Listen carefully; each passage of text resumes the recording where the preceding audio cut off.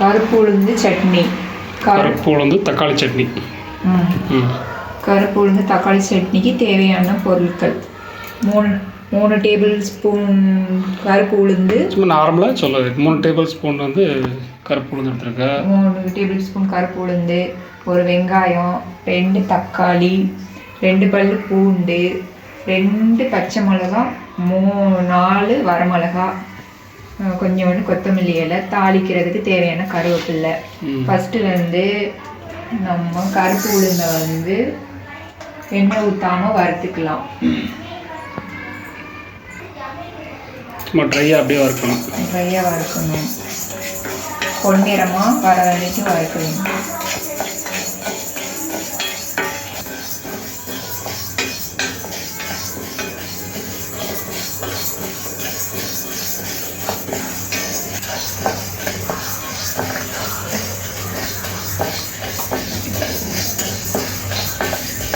நல்லா பொன்னிறமாக வந்து அப்படியே எடுத்து வச்சிடணும். தனியாக எடுத்து தனியாக ஒரு பாத்திரத்தில் எடுத்து வச்சுக்கலாம். எத்தனை எடுத்து ஆற வச்சிடணும். ஆற வச்சு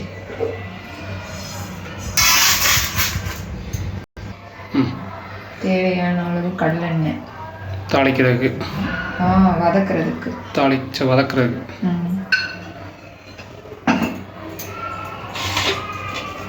வெங்காயம் ஒரு 2 பல் பூண்டு,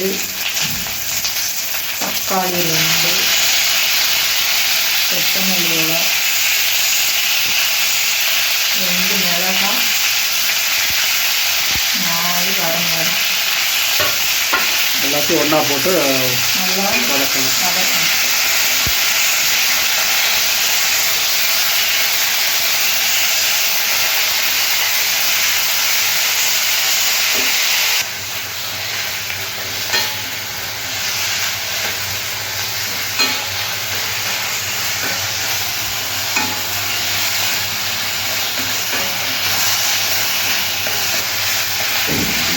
நல்லா ஃபுல்லாக வதக்க வேண்டாம்ல, இந்த அளவுக்கு வதக்கினா போதும். வதக்கினது போதும். ஃபுல்லாக ஆற வச்சு உளுந்தையும் வதக்கினையும் சேர்த்து ஒன்றா போட்டு அரைக்கணும். உளுந்து வந்து ஃபஸ்ட்டு கொஞ்சம் அரைச்சதுக்கப்புறம் இது போட்டு அரைக்கணும். ஆறின உளுந்தம் பருப்பு ஃபஸ்ட்டு கொஞ்சம் அரைச்சிக்கலாம். பருப்பு மட்டும் தனியாக அரைச்சி வச்சுக்கணும். ஃபுல்லாக நைஸாக அரைச்சிடுவியா? நைஸாக அரைக்கக்கூடாது. கொஞ்சம் அரைச்ச உடனே தக்காளி வெங்காயத்தை இது கூட சேர்த்து போட்டு அரைக்கணும்.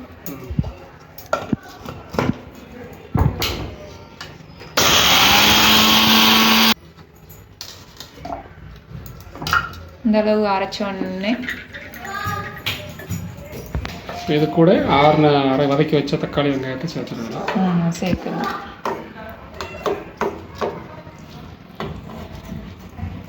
உப்பு கடைசியாக போடுவியா?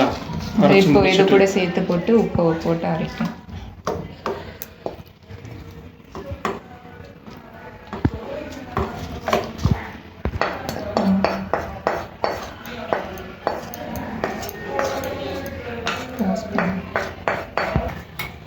கொஞ்சமாக உப்பு போட்டுருங்க. தேவையான அளவு உப்பு போட்டு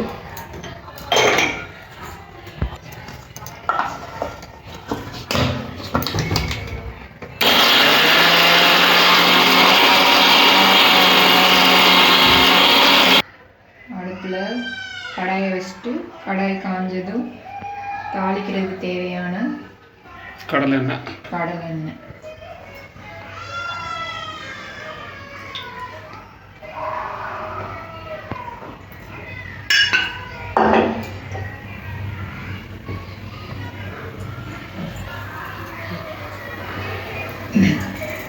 தேவையான அளவு கடுகு போட்டு கடுகு பொரியவும் கருவேப்பிலை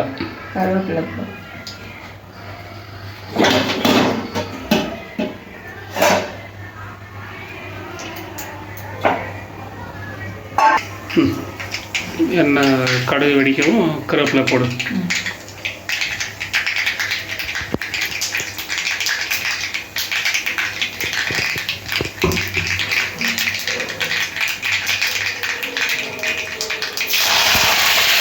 கருவேப்பிலை போட்டு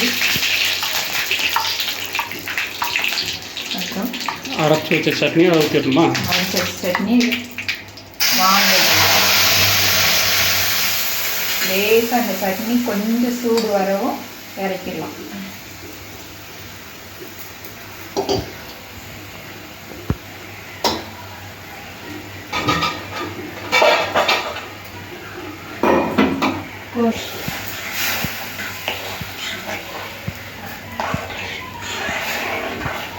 லேசான சூட்டில் சட்னி சாப்பிட ரெடி. தோசைக்கு இட்லிக்கு அருமையான டிஷ்.